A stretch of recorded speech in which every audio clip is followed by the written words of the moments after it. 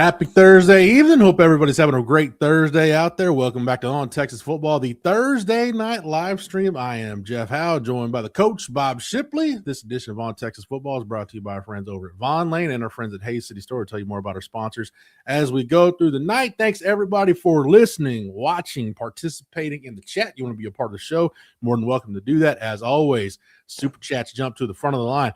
Coach, it's good to be – you and I don't get to do this too often. We're usually when we're chopping it up on here on the channel, it's usually we're grading something post-game. So it's good to just kind of have it be a little informal tonight. Yeah, that's good. I'm I'm not full speed. I'm kind of on the sideline tonight a little bit with the COVID, but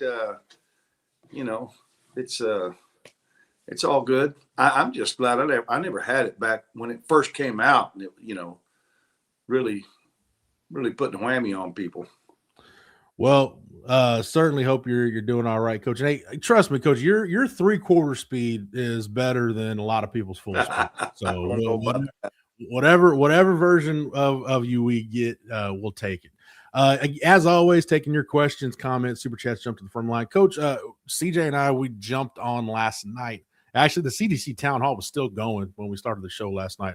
There's a couple of big ticket items that I want to get your thoughts on. I'm sure the community's wanting to get your thoughts on. The first is we don't know what the spring game format is going to be, but there will be a spring game of some sort on April 18th.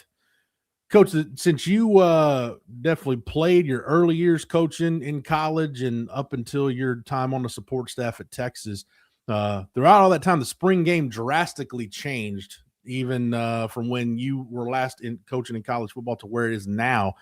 What are your thoughts just in general on the spring game? Because I know you only get 15 practices. You don't want to waste them, but you still want to give the fans something. Where do you come out on the value of a spring game? Yeah, I don't know. I mean, you've got the portal in this thing now, and, you've got people, if it's televised, well, even if it's not televised, it's open to the public.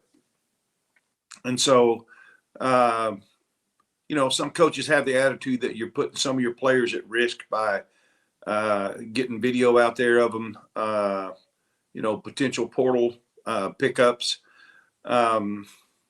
That's just not good for college football, in my opinion. It ought to be a time for you to, for these young men to go out after 14 practices and show their improvement, show what they can do, show where the football team is at. We didn't get to see that last year. And I think it would have been very helpful for us to have been able to see it. I think it would have been a little bit easier to swallow some of the frustration from the season, since we were kind of blindsided by the lack of production at the offensive line position specifically. Although I don't know that we would have seen that. They might have been playing such base defense that, might not have exposed some of those spots. But I think it's good. I think it's good for the players. I think it's good for the fans. I just wish the negative side of it didn't lend itself to be bigger than it should be, which it is. But you could, coaches have always kind of reeled it in a little bit on the spring game. You don't want to show too much and all that stuff. But at the same time, it's still football. It's still fun to see guys making plays on offense, guys breaking to the ball on defense and taking on double teams and, all those things that makes football the great game that it is. Jack Burton with the comment says spring games should be half the field and then empty the end zone, have a stage with live music. What do y'all think? Coach, I don't know how that would work, but no, I do think you made a great point about we didn't get anything last spring. I think even in terms of the media availability, and hey, we are joined right now by my good friend, a lifetime Longhorn, Rod Babers. Rod, Coach just made a really good point about the spring game. We didn't get anything last spring, and I think we even a media window we may have gotten a day or two. I've slept since then, so I don't remember verbatim what the schedule was. But to Coach's point, if we had gotten the spring game, we might have, because you can't tell everything from the spring game, but there is going to be some stuff that carries over. We may have been able to recalibrate expectations a little bit, or the struggles would have made it, Coach. I forget the term you used, but I think maybe easier to swallow some of the rough stuff we saw earlier in the year. We just missed that barometer last year. Yeah, I think honestly at this point, the spring game is probably a loss leader for you. I mean, you don't make any money on it. They're probably losing money on it. And we're in a world where now, you know, I mean, if it don't make dollars and it don't make sense kind of thing for college football. So they're probably losing money on it, but I'll give them props for having it because the fans deserve it. Yeah. And I think ultimately when you're looking at it now, I used to always say this, right, that the players and the fans, that they were the only ones who weren't paid for their loyalty. That they actually, you know, they paid money to show their loyalty. Well, now, hey, the players are being paid. So that don't apply no more. All right. So and I'm happy about it too, by the way. I wish it was me. I'm jealous. But I always say that even I love CDC. I love Mac Brown, but they're paid for their loyalty. All right. They're paid to try to make sure they maintain the brand and make sure the brand is always living up to a certain standard. They're paid good money for it, and they do a great job, by the way. I love me some CDC. CDC is the best AD in the country, right? And Texas deserves that. But now there's only one group that's not paid for their loyalty. Everybody else is paid. And good money, too. Mm-hmm. And that's the fans. Fans laugh. That's why we do what we do here at On Texas Football. No doubt. Last group that ain't paid for their loyalty. They just show it. And they spin to show it. All right? And they deserve whatever the spring game's going to be. I'm not sure what it's going to be. Honestly, guys, you may just get a point where no starters ever play in the spring game. Back when I was playing, Coach, we'd play just a little bit. You know, starters play first half, whatever it may be, whatever certain amount of snaps. You get to see, you know, all the starters. After that, it's basically a open kind of tryout. It's a audition for a lot of the younger guys. And I think now it may become even more of that, where there's one part of it that's maybe the guys like Arch Manning and Colin Simmons and those kind of guys, Trevor Gooseby, Ryan Wingo, Cam Coleman, those kind of guys, maybe they don't play at all. Maybe they literally just come out there and they sign autographs and they're doing other stuff, marketing, promotion kind of stuff for the game and the team. And then it's all for the guys who aren't necessarily the found. But let's be honest here. Whoever you're not investing the most money in. whoever ain't worth $500,000 or more, all right, pretty much on the payroll, you get to showcase. Good for you. Go out there and get your rest. Everybody else who's worth a certain amount of money, nah, we don't need to see them out there. And maybe they still show them out there. Maybe you still see Arch Manning out there for a series or two. But I think even Longhorn fans be like, we don't want to see him that much. We don't want to see him a certain amount. They will make sure Arch is all right, and so is Ryan Wingo, and so is Trevor Gooseby. So even Longhorn fans are not going to want to see him that much because they're savvy football fans who understand, we're not trying to put our, basically the soul and heart and soul of our team. We're not trying to put that in harm's way just because we want to watch a spring game. Like, that's not worth it. So Longhorn fans just want to see some good football, and the team that, they pay so much money to support, they like to see a spring version of it. So I think that's easy to present. So I'm glad they're doing it. Good for CDC, good on Sark. It's a good move by them. And I think it's more about the fans because they don't have to do it. And if they didn't do it, well, y'all would complain about it, but you still support the team. All right. But they just chose to do it. And I don't know how they're going to do it, but something tells me they'll make sure they do it in the most cost-effective way and the most risk-averse way. They'll try to make sure they limit the amount of risk in that situation. But good for them. I love it. It's great. Did they mention the fact? Did he mention the fact? Is it going to be on TV? I wish it wouldn't be on TV. I wish it would just be, hey, if you want to watch him, come show up. Mm-hmm. That'd get a lot more people in the seats, and it kind of negates other people trying to poach your players by looking at your backups, on the spring game on TV. That's good, Coach. Because Rod, I can't look. I'm a sicko, so I will watch spring games if they're on TV. But man, I can't imagine even like SEC network, you would need programming that bad to put like it's not like it's gonna make or break you, based on your spring ratings, whether or not you got the Texas, the Alabama, or the Georgia spring game on TV. No, it won't. I mean, for them, it's just added value. They'll take it, no doubt, because that's how the ratings for college football are up all-time high, right? Yeah. The interest in college football is at an all-time high. The drama in college football is at an all-time high. Those are all good things. We know the sport has some unhealthy issues right now, but the interest and the appetite for the sport are better than more. I think at an increased, in my opinion, and higher than ever. Right. So I think, yeah, these networks will take a spring game, but I agree with Coach. If you just want to say like, nah, man, we don't care about it. We're not trying to make money off it. This is strictly for the fans. Come on out. But I think CDC would say our fans are international. And we got a lot of fans that can't come, so they'd want it on TV. And that's why you'd see it just a vanilla, game plan. It'd be the most basic, rudimentary schemes and concepts.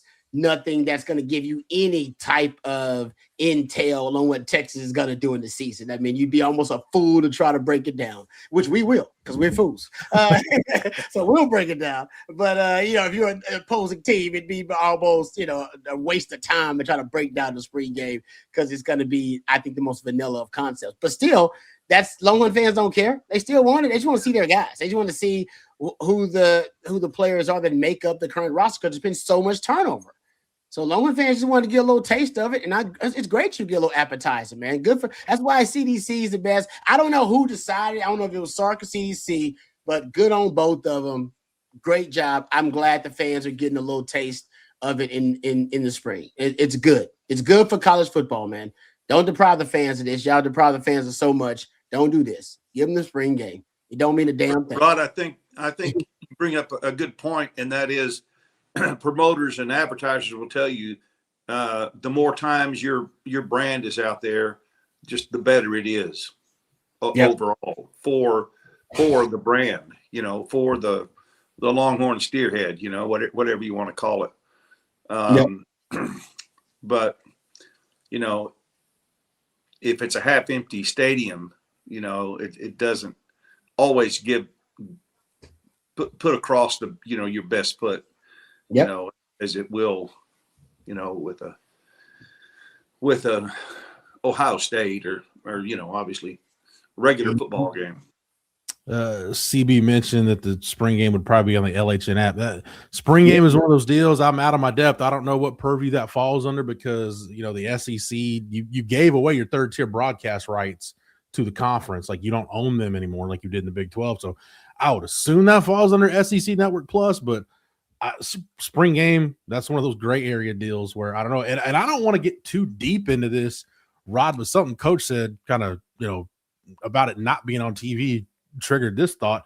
Man, if I'm CDC, I want as many people in the stadium as possible, because the more money I can make on concessions and merchandise or whatever, that's going to help me cover up some of this, $20-something million shortfall annually that you're trying to make up.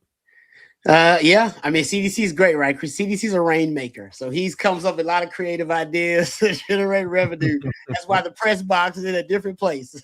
Yeah.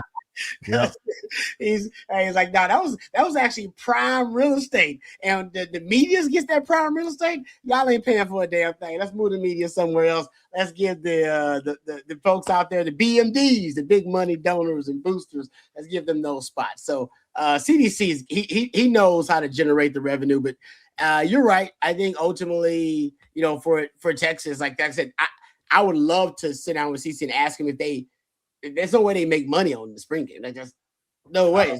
I can't even fathom how they could generate revenue from it. So like I said, it's a loss leader for them. Good for them. Make everything free.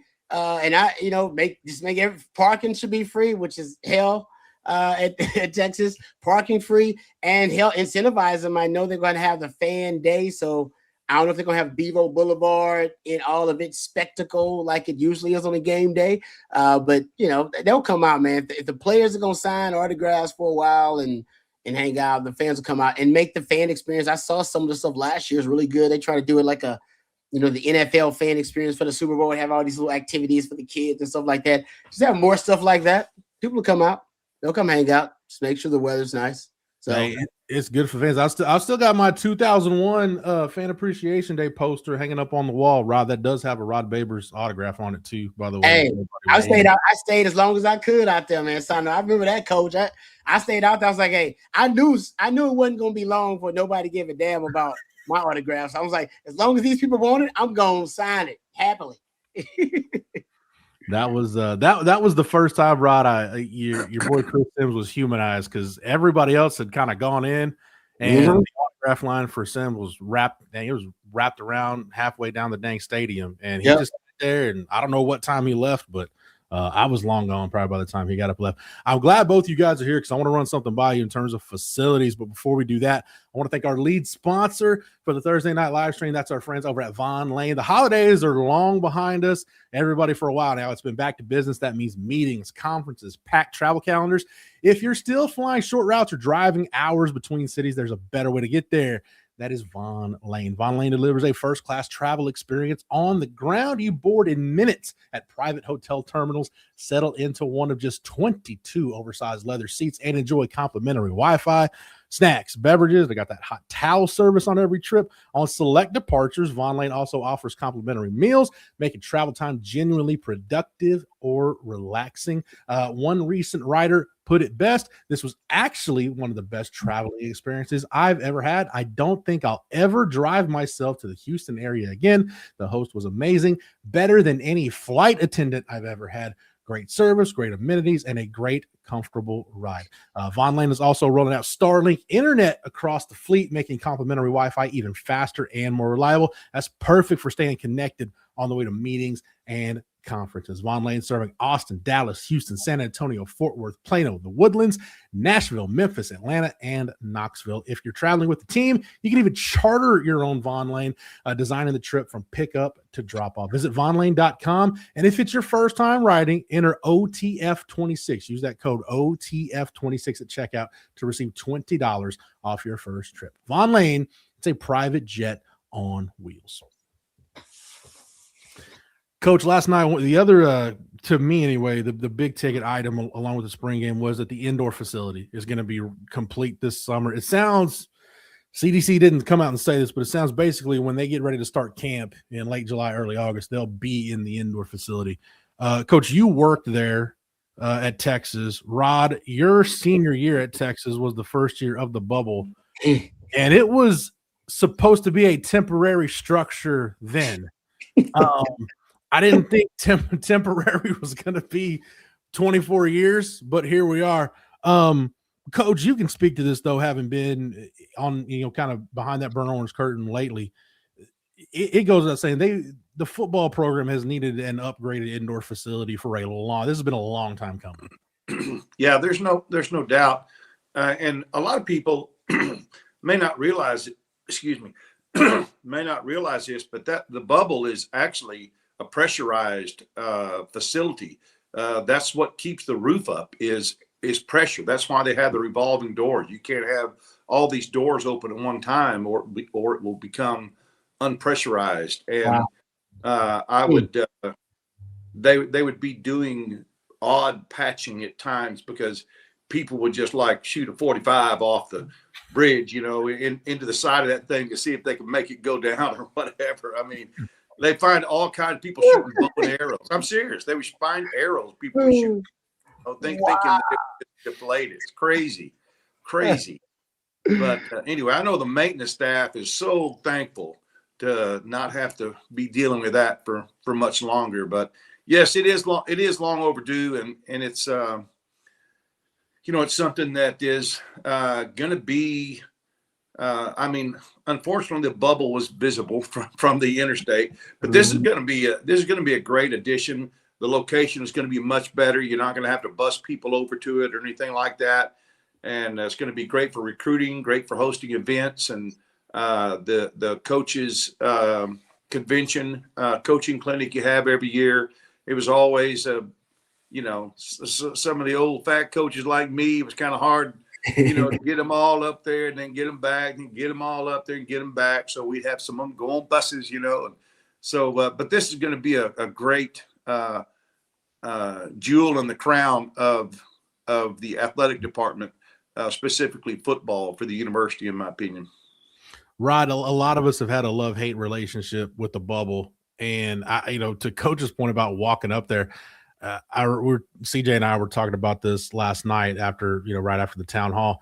When Charlie Strong took over, he had and I understood where he was coming from. Hey, we're not going to get guys on charter buses over to practice, we're going to make them walk. Well, that walk from Moncrief to Denius, man, it's uphill, and I don't want my linemen gassed when they get to the practice field from that uphill walk. Number one, and number two, if you're practicing during business hours, that's a live legit street. Like you got traffic, so safety concerns and everything. So and it's also been, Coach, I know you've been there for these. Rod, you've covered them, been over there for a lot of them. Man, when you have pro day, it's nice to have NFL head coaches and GMs come into a facility that is a first class facility. It's requisite what your talent level is. No, it is. I mean, it's crazy that Coach brought up the pressurized thing, because now, I don't know why I never put it together. It's only one exit, one entrance and one exit.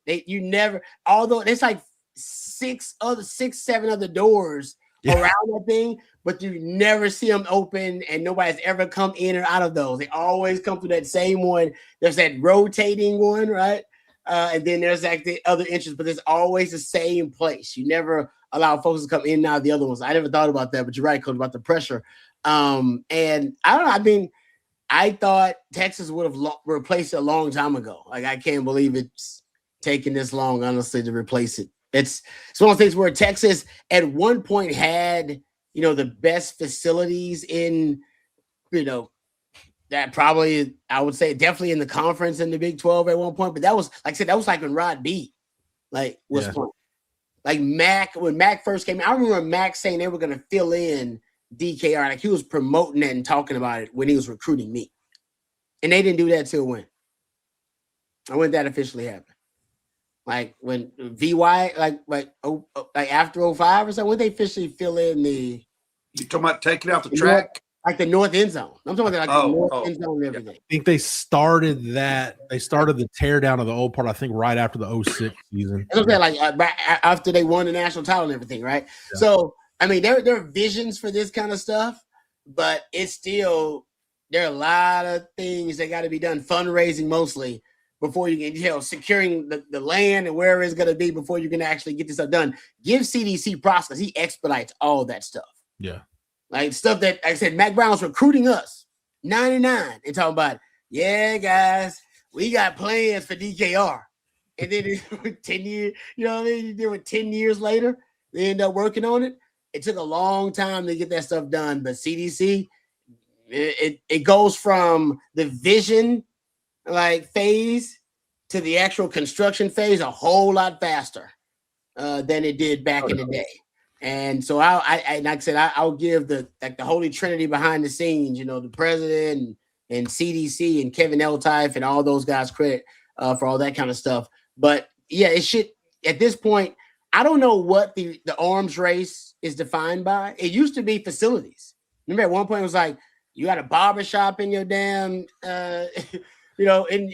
next to your weight room or in your locker room. When Clemson got the slide, Clemson had a slide. Our TVs in the locker and all this. Oh, that's, that was if you're doing that, then you're leading the arms race of college football. Now, because of NIL and rev sharing, I haven't heard anybody talk about facilities. I know it's understood to be a part of the arms race, but people don't talk about it as much. It used to be something people showcased a ton, and they don't showcase them as much. Because I think there are other ways now to look at my roster. That's the arms race these days, because now you can actually pay money for players. So it used to be just the arms race thing, but Texas, concerning how much money is flowing through Texas, whether you're talking about boosters and donors, or you're talking about NIL support, or you're talking about now rev sharing, whatever, Texas should have. They should be in discussion for the top facilities and top-notch facilities and everything. So I'm glad, like the volleyball there's like a volleyball center that's coming too. I've heard they're gonna do something with that. The upgrading the indoor facility here, the renovations to DKR. Yeah, they they should. And like Tom Herman always said something good. And y'all know y'all hate on Tom Herman a lot, but he said the facility. He always talked about like repainting the Golden Gate Bridge. Basically, it's such a mammoth project. By the time you get done with it, it's time to start all over again. That's facilities. That's your sports facility. That's in a nutshell. By the time you think you get done upgrading all your sports facilities, you start back up where the first place you started, and they probably need an upgrade. Like, that's the reality of the world we live in with the arms race of facilities. So Texas should continually be in that conversation, though. Jeff, on a side note, what are they going to do with the property where I'm assuming the practice fields will move as well? The outdoor practice fields will move as well. What are they going to do with the property where their current football team practices? Exactly. Yeah, so the new indoor, it will have a full length grass field next to it, and as CDC described it, kind of a cutout, not a full field, but just a little natural grass spot where the offensive line, basically where you can do all your sled work and everything that you normally do. So they'll have grass over there by the indoor. They're going to keep, for now, the plan is to keep the practice fields as they are because you've got summer camps coming up, so they want a place to do those. So it pretty much sounds like it won't be until, and I think this falls in the line too with the, hey, are you going to keep the turf at DKR or put natural grass? I think all that's still to be determined on when they'll move on from that, because CDC mentioned it. Sark likes using the stadium to work out because it's a turf field and you can be in there whenever. You can't really practice that much on natural grass. So I think a lot of that's going to be determined, like, hey, what does Sark think of the grass they've got on the new facility, the natural grass surface? So I wonder if there will still be a field at the bubble, just no top or sides on it. It should. Yeah. I think probably, Coach, I think, I know summer camps aren't what they used to be, but I think you still need a place to do that. And as it stands right now, if you're the athletic department, if I'm CDC, I don't want to give up any real estate that I've got because it's really expensive to buy new stuff. And based on historical markers, you may need to go through a lot of red tape to get some. So I definitely don't want to give away that real estate if I'm CDC. So I tell you this, the band in practices in the bubble. They've always used the bubble to practice when it was hot and they couldn't be on the field. So I don't know. Will they just keep the bubble? Are they going to tear it down? Well, the thing that they have to be cognizant of, and I don't remember the actual height requirements, but one reason why the bubble was built to the height it was is because there is I believe it's in the state legislature. There's a law or a guideline. You have to have certain views of the Capitol from different points in the city, and you can't have anything in the way that blocks that view. And one of those is apparently from I-35 on that vantage point. You can't have anything that blocks the view to the Capitol building. So that's why the bubble, I didn't find that out until, I don't know, 4 or 5 years ago. I had no idea. It might have been Tom Herman. It was either Tom Herman or CDC. Yeah, I've heard that. But I thought maybe from the upper deck you could still see it. You can. That's why it was higher than it was. But now that they're getting ready to do away with the upper deck with the with the construction changes on 35, I don't know if now they can't put anything there or how that changes. So yeah, no, that's a really good question, Coach. CB even mentioned in the chat what happens to Denius Fields right now is TBD. I don't know. There was talk at one point in time that the volleyball arena, which is going to go right next door to the Moody Center, that's where it's going to go, that it was going to be right there where Denius is, but obviously that has changed at this point. Got some questions to get to. I do want to get to that. Daniel asks, Coach Shipley, who are your favorite football players growing up? Earl Campbell, I was able to watch every game Earl played his senior year at UT in person, and had a good friend of mine who had actually already started going to UT, and his dad was like a dad to me, and they had a plane, and we went to every game Earl's senior year. So Earl Campbell was my favorite all-time football player. I mean, I just a man among boys. I remember as far as University of Texas, Randy McEachern coming in the Cotton Bowl, third string quarterback, leading Texas over OU in the late 70s, mid to late 70s. He was unsung hero type guy, one of the nicest men you'll ever meet. But I loved the Cowboys. I loved Dwayne Thomas. He was a great running back. I loved Bob Hayes. Obviously Roger Staubach. Those guys were fun players for me to watch. Of course, I was back then. You only had 3 channels. Plus PBS. And so you couldn't get all the games, but we always got the Cowboys games. So I never did get to be a fan of other teams outside of Texas. So it was always the Cowboys and the Longhorns for me. But Earl Campbell, by far, my favorite football player. Throw it in the Google machine, boys and girls. Coach mentioned Bob Hayes. Rod, that's a football theory-ish topic. He's the reason why you got the zone defense. It's because of Bob Hayes. Yep, the bullet, baby. Yeah, no, that's my dad taught me about Bullet Bob Hayes. I never watched him, but I learned from Pops about Bullet Bob Hayes. So yeah, no doubt. And throwback Earl Campbell. The stories about Earl Campbell are crazy, man. This is the great thing about Earl Campbell and making a Hall of Fame, because how hard it is. Just so you know, because Bill Belichick didn't make it, right? His first ballot should have, but didn't. Right? If you go look at rushing yards in the NFL, I believe Ricky Williams has more rushing yards than Earl Campbell. Ricky got to 10,000. Yep. Think about that, guys. So he didn't have a long career and really long and productive. He's in the Hall of Fame because of the eye test. That every Hall of Fame voter that watched Earl Campbell went, okay, yeah, he's in. They didn't need the stats. You ain't got no championships. Ain't no I'm a love you blue guy. Ain't no championships up there.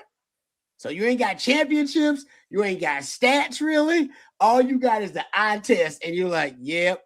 If you watched Earl Campbell play, that's all you need to know. And they wore the t-shirt jerseys, so they would rip off of it. Another great player that was for University of Alabama, Major Ogilvie, was another guy who would always get his shirt ripped off of him. Jersey. I don't know how many jerseys Earl Campbell they had on that side. I don't know who that equipment guy was, but they went to a lot of jerseys. The tearaways. Yeah, tearaways. I see him on the sideline now, the jersey coming off like a superhero. Man. By the way, your Longhorn tie to Major Ogilvie, that's who Major Applewhite was named after, because his dad was an Alabama football fan. So Major was named after Major Ogilvie. Hey, Rod, you mentioned Earl Campbell. Those first 3 years, good Lord, led the league in rushing his first 3 years. 1980 in 15 games, carried it 373 times, 1,934 yards. So in 15 games, barely, and that's barely missing a 2,000-yard season when all 11 guys on defense, everybody in the stadium, everybody watching TV, they know who's getting the ball every play. Everybody. It ain't no secret what you're doing. Nope. But nobody can stop him. No. I mean, you go look at him. How many 1,000-yard seasons did he have? Not many, right? Well, 5. 1, 2, 4. 3, 4, 5. He had a 1,301 and 5. You're right. 5. Guys, his stats are not why he's in the Hall of Fame. His stats are actually not, because I said Ricky ended up getting more rushing yards, but he's just an eye test guy. And not many guys go into the Hall of Fame on the eye test. Ask Jack Ham why Earl Campbell's in the Hall of Fame. I think it was Jack Ham. Remember Jack Ham? Being tackled, and he put his helmet right in the middle of Jack Ham playing for the Rams. Yep. Just bowled over. I mean, those legs, his legs were unbelievably big. Mm-hmm. unbelievable. And he could run over you or he could run right past you. Don't think Earl Campbell didn't have some speed now. Oh, he did. He was one of a kind in my book. Somebody told me that he was a linebacker, like in high school, and like they were like, oh no, he could have played. He could have went to the league as a linebacker too. Like he was that good, but as a running back, he was. And people back then didn't even lift weights at him. I mean, weights wasn't. But high schools didn't really have weight rooms. I mean, he was just genetically a freak. Yeah, he told me he had to get his jeans made because his thighs were so big. I don't know if he made that story up, but I told me. I believe it. And he had to get his jeans. Yeah, he had to get his jeans made because his thighs were too big. Oh, those Earl Campbell stories. I think it's safe to say also in pop culture lore, Earl's probably gonna be the last athlete, Rod, that has an endorsement deal with a tobacco company with the Skull commercials. Nobody's gonna endorse tobacco now. Skull brother. Skull brother. That's right. Skull brother. Oh man. No, Earl's great. Coach, you mentioned it though. I was watching the deal the other day. I had a video pop up on one of my algorithms, and it was the hit when Earl and Jack Tatum collided at the goal line. And Earl just kind of fell in the end zone. They ended up knocking each other out, and it's like, nobody won. That was Earl scored, but that was about as much of a stalemate as you could possibly have. I saw that. Yeah, I've seen it on film. That's crazy. TX Titan said, question, realistically, how big of a jump does a first-year player usually make during the spring? So TX Titan, I don't know if we're talking about like a true freshman enrollee or like if he was a freshman last year and what kind of jump he's going to make during the spring. Either way, I do think there's some room for growth.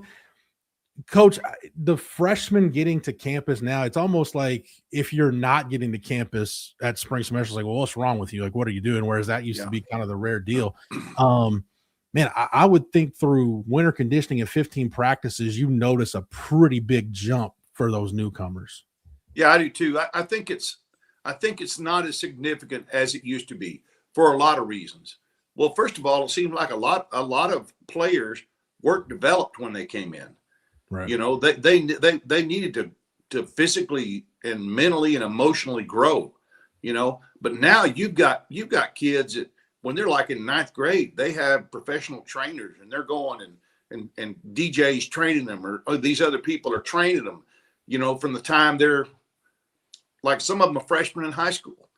And so you don't see that jump as often as you used to because they're starting to be trained at a professional level very early. The good ones are the ones that can afford it. And even at that, the high schools now, the bigger high schools are almost all of them have employed full-time strength coaches. Yeah.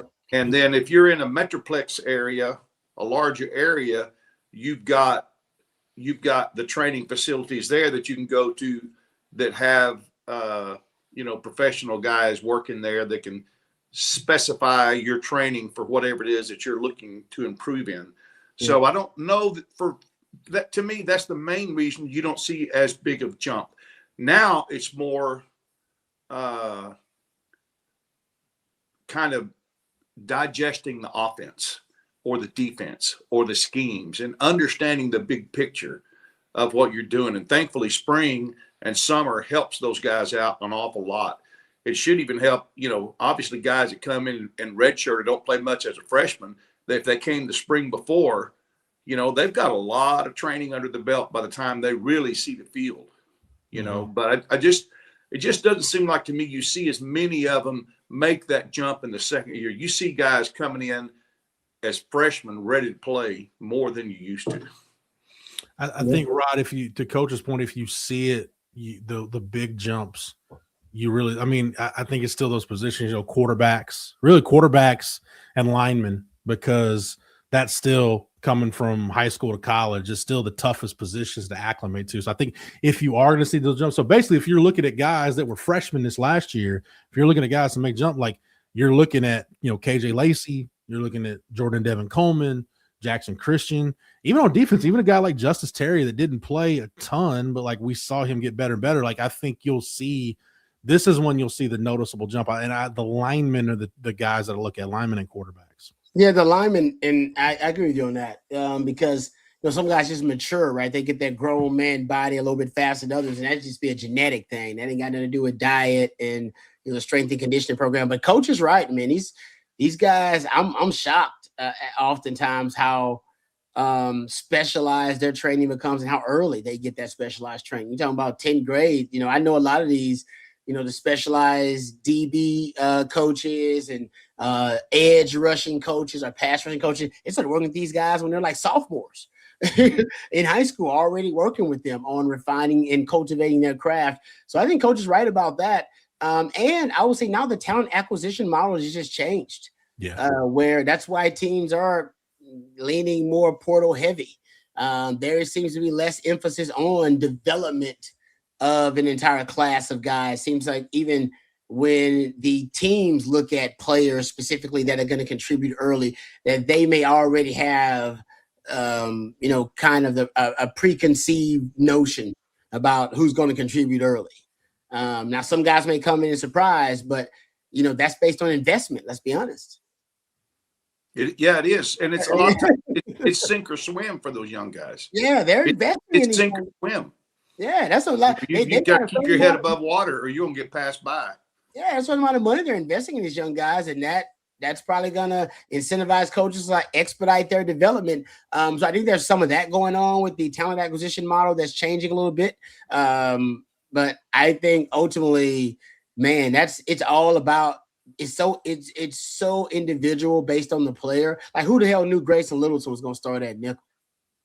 Yeah.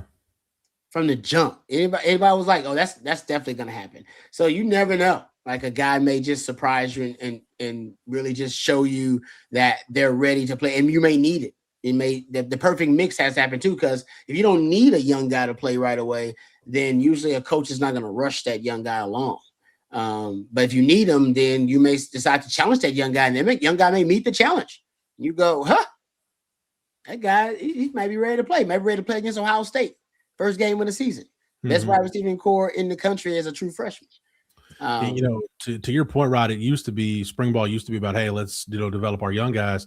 You still have to do that, but now, like this spring for Texas, it's hey, we need to get Rasheem Biles and Bo Masco acclimated with the scheme. We need to make sure, we need to see what Melvin Siani's all about. We need to figure out right now, hey, is Dylan Sikorsky capable of being a starting interior offensive lineman for us? Like that's the questions the coaches have to ask themselves. To your point, the talent acquisition model has just changed, and it's changed some of that. We'll get back to your questions here in just a minute, but want to thank another one of our sponsors here on the Thursday Night Live Stream. That's our friends over at Hayes City Store.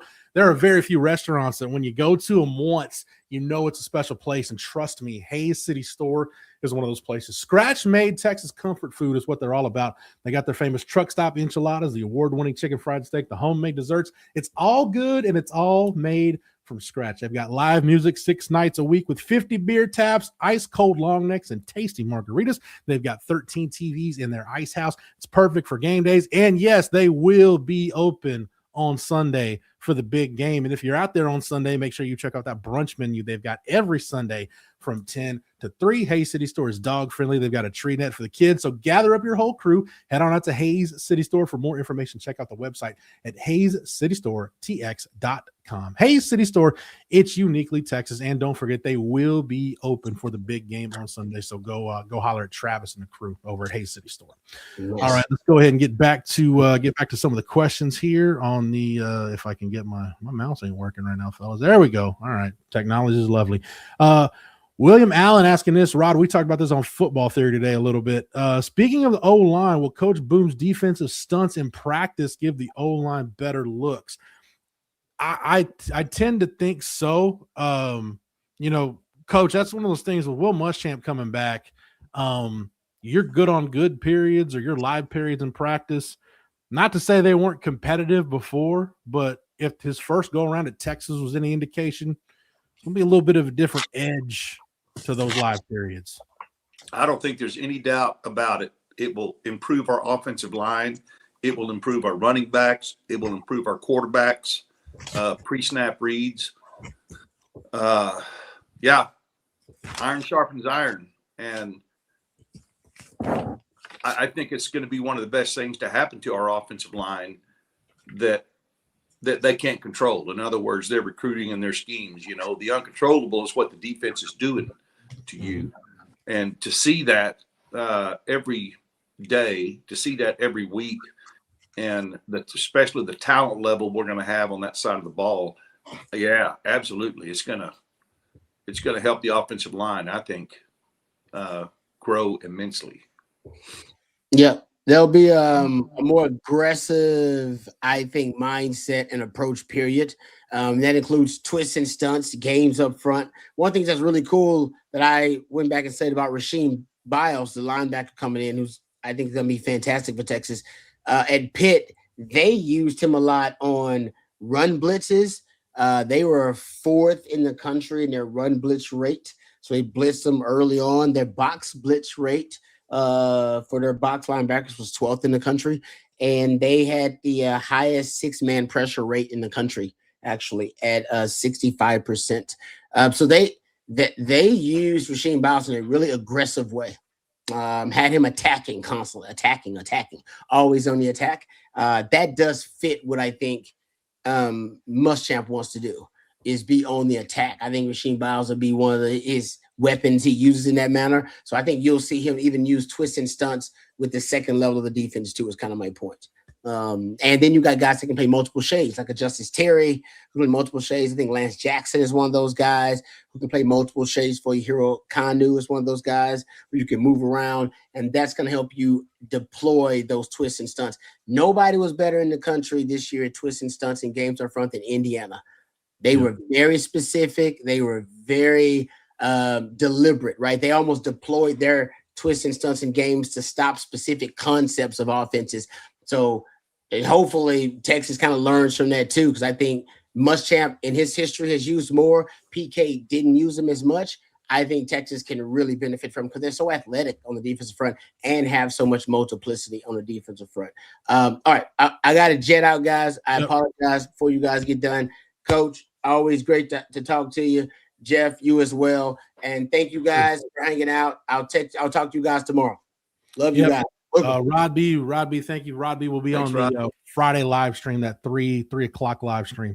Rod will be a part of that. Also, make sure you check out Football Theory on the channel, where Rod and I do a little bit more of a deep dive, talking about the different defensive fronts Will Muschamp can operate out of it. Coach, I want to get your thoughts on that too. You know, I this is going to sound like a knock on PK, and I don't intend for it to be that way, even though that's how it's going to come off.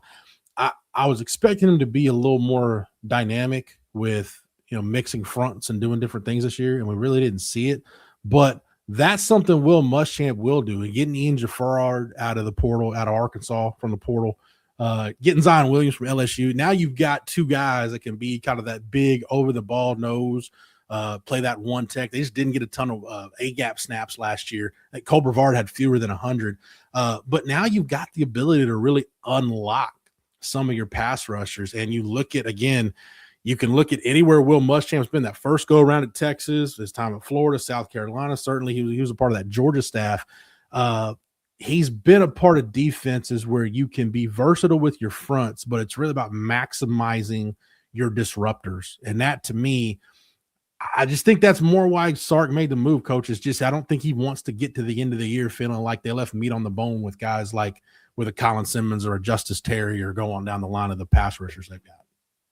Yeah, I think you're right, and I think that's going to really free up our linebackers to make more plays with, letting guys get free releases on your linebackers, or not really working as hard to keep offensive linemen off the second level defenders is something that's really big in his scheme, and it's something that I'm looking forward to seeing, exactly because, as we've already mentioned, not only will we have the type of personnel to run that, but the intensity at which it's going to be ran is going to be at another level we haven't seen. And it's you say, well, how can you do that? Well, first of all, you have to be a great motivator, and then you've got to recruit guys that fit that style of play. People always think, in my years of coaching, kids would always think that they were doing the best they could. They were giving the best effort that they can. And then you throw something out there for them in a situation, even kids. I used to tell my kids this, okay, can you do this? Can you run a quarter in whatever time? Yeah. Mm-hmm. Well, okay. Pull out $100 bill, put it down the table. Now, can you run it in this time? Oh yeah. Well, wait a minute. Why couldn't you run it the first time? You know what I mean? Are you really getting everything out of yourself that you can? And kids need to be intrinsically motivated to do that. But sometimes it takes a outside source to motivate them. And I've had coaches like that. They push me further than I ever thought I could go. 100%. And you get in a comfort zone sometimes, and you don't play as physical, you know, as you can be playing, even though in your mind you think you're doing it. But then when you have a guy like Muschamp come in and Gideon come in, these guys are excellent at motivating. They're excellent at painting a picture of what they want their defense to look like, and they're getting the personnel in to do that. I think you're going to see it go up a notch, which, as we talked about a few minutes ago, will in turn put the offense in a situation where they've got to play up a notch, or they're going to be embarrassed. Yeah, it's funny, Coach. You know, one of the things that needs to improve in 26 is just the ability that this team has to play complementary football. You know, the thing that hurt the 24 team at times was, man, you were one of the best defenses in the country at turning the ball over. But, man, your offense turned the ball over way too much, and you're constantly putting your defense on short fields and constantly having them, you know, sudden change defense, Coach. It's one of those things you want to be good at it, but you don't want a bunch of reps to prove how good you are at defending a short field or playing sudden change defense. That changed this year a little bit because the offense did a really good job taking care of the ball. But then there were times where, you know, the defense is just on the field way too long. It's cutting into your possessions. It's cutting into your plays, and now you're out of sorts. So, again, I think Will Muschamp's aggressiveness, you know, Sark wanted to be aggressive, and the job Arch does, because we talked about that a lot. I don't know if you've talked about it here on any of the streams you've been on, but I don't know if we talk about that enough. Just the phenomenal job, quite frankly, Arch did at minimizing negative plays. Sark says he has a line that he gives all his quarterbacks. Hey, don't turn a fender bender into a fatality. Like you may take a sack. Don't start running around and make that sack to where it's a strip fumble and the guy's going the other way with it. Like sometimes you just got to eat it. I just thought Arch did a really, really good job of that. And I don't know if we gave him enough credit for that. Yeah, that 24 season was a great learning season for him. Unfortunately, many of us optimists didn't think he needed to have a season like that. We thought he was already there, you know, and that just goes to show you that, you know, the expectations for our next quarterback or quarterbacks coming up, you know, I'm hoping that they can learn from Arch, and Arch can teach them some things that he had to learn the hard way. And hearing Milwee and Arch talk and to try to lower that learning curve a little bit, because you don't want to have to go through that every time you have a quarterback change. You know, you got to have those guys ready. And I don't know how anybody could have been more prepared and ready than Arch Manning. You know what I'm saying? Even though everybody's a little bit different, everybody processes things different. Everybody thinks, everybody reacts differently. Some of that is innate, some of it is taught.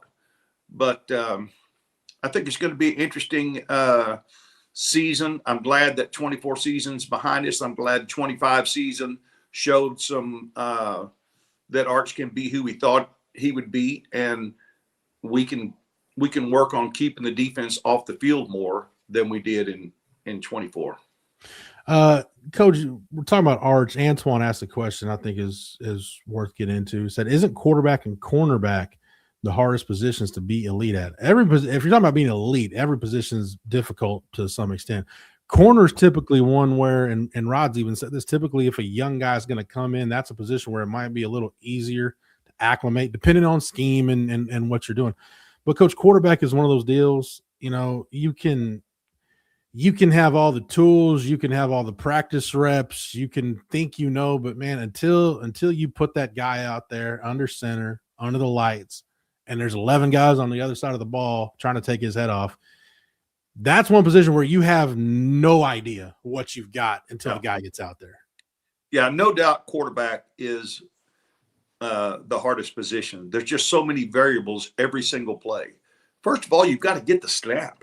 I mean, it's simple as that sounds, but cornerback is a tough position to be elite at, especially as a young player, because you have to be so athletic. You have to have great feet. You got to have great vision. You got to have great timing. You have to anticipate. There's so many things that they have to learn, and obviously they're on an island, so it makes it tough. No doubt. Daniel says OTF needs Coach Ship's GoDaddy Earl Campbell hats. I don't know. We need to get with TC and figure out if we can do some kind of deal on that, Coach. I'm sure you'd be proud, Coach, to have a GoDaddy hat associated with Earl Campbell. Oh my goodness, he was a GoDaddy, and he's always been so gracious. I remember when Mac left and Charlie came in, and I was up in the office one of the first nights. There were probably 5 or 6 of the staff members that were already there with him, and he had already asked me to stay. And we were up in the head coach's office, and Earl was sitting at the desk with his feet propped up. And I'll never forget it, because Earl had a big old dip in, and he talked the whole time with his lip sticking out, with that big old dip in it. And all the guys could talk about when Earl left an hour later or whatever was, man, that guy never did spit. Did you see him spit? I didn't see him spit. Did you see him spit? And they were just amazed at how tough a man is that can put a big old dip in and carry on the conversation and not ever have to spit.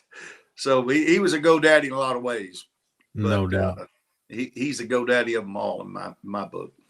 No doubt. CB says, weren't the locker rooms upgraded like Rod's senior year and then weren't updated again until Herman? I forgot, CB, I don't remember when exactly they were upgraded before, under Tom Herman, when the big teardown happened and, they got the new lockers in there and everything.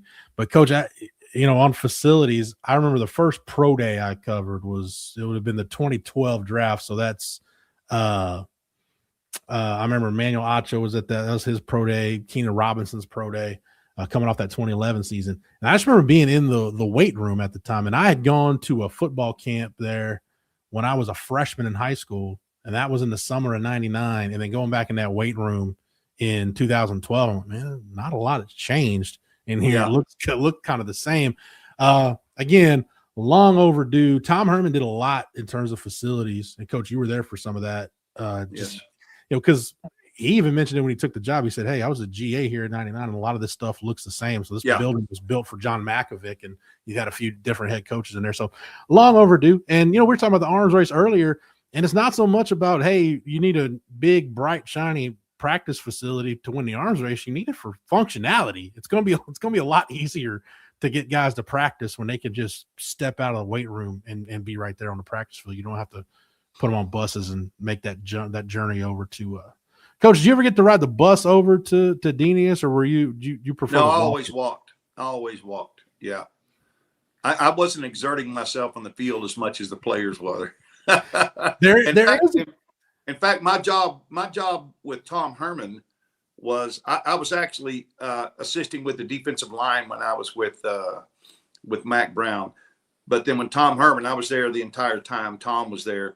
And I was a guy that, as you remember, Jeff, was at the gate, and I would hand out name tags and any VIP that came in. There was only 2 cars that got to drive in that ramp and go up. Some VIPs, we'd have them come park around the back off the access road from the interstate. But 2 VIPs that I waved right in were Earl Campbell and Matthew McConaughey. Both of them they could just drive their car right on in, and nobody would say a word to them. But anyway, that was always fun to get to visit with those guys when they would come to practice. But back to that question, that chat, that is so true. There was a long time where there wasn't much done in facilities, and you got to realize that was really before social media really started the boom that it created. And then you could instantly see what anybody had in facilities, and teams were upgrading and were putting that out all over the internet, and so we had to do the same. I do think that Rod, I don't know if it's Rod or you, Jeff, that made the point that you want to have nice facilities, but really they need to be functional now, because people are coming more for the schemes that they're going to play in and the NIL money that they're going to make. There's still some guys that have grown up wanting to be Longhorns and all that, and that's Michael Taft type guys, and that's really good. But the facilities, like you said, that was a great word, functional, now more than anything, functionally done in a classy way. We'll end on this. Blessed 32205 says, remember the skull can indentions in the back pocket of blue jeans. That was part, Coach. I always say there's a time there's a time period in coaching where every coach, the requisite uniform was the polo shirt tucked into the bike shorts. And most coaches I was around, it may have been skull, it may have been something else, but it's the snuff cans in the back pocket. That was kind of the, right out of Central Casting uniform for high school coaches. Oh man, yeah. Unfortunately, I had to wear those tight knit coaching pants when I started my career, and thankfully that's changed. Shorts technology for coaches has come a long way, and thank goodness for that. All right, I want to thank everybody for their participation in the chats tonight and keeping it lively in here. Big thanks to Rod B for hanging out for a little bit. And Coach, I know you're a little bit under the weather, so thank you for hanging out for as long as you did. Thank you to Matthew behind the scenes for producing it. Thank you to our sponsors tonight, Hayes City Store, and our lead sponsor, Von Lane. I want to remind everybody, get over to ontexasfootball.com. Check out the news, notes, and nuggets that we're dropping over there. Make sure you like this video and that you're subscribed to the On Texas Football YouTube channel. That way, whenever we go live or whenever we drop a video, you're not missing any of our Longhorn coverage all year round. If you got any questions, direct them to the guys at Coffee and Football first thing tomorrow morning. And you've got that Friday afternoon live stream with Rod B and Jerry and Bobby. Also, at some point tomorrow, you Texas baseball fans, Bases Loaded will be back. Myself, CJ Vogel, Blake Monroe will be recording that tomorrow. So we'll be running that on Fridays from here on out through the end of baseball season. All right, that's going to do it. For Coach Shipley, for Matthew, for the entire On Texas Football staff, I'm Jeff Howe. Thank you so much for watching and listening. And until next time, welcome.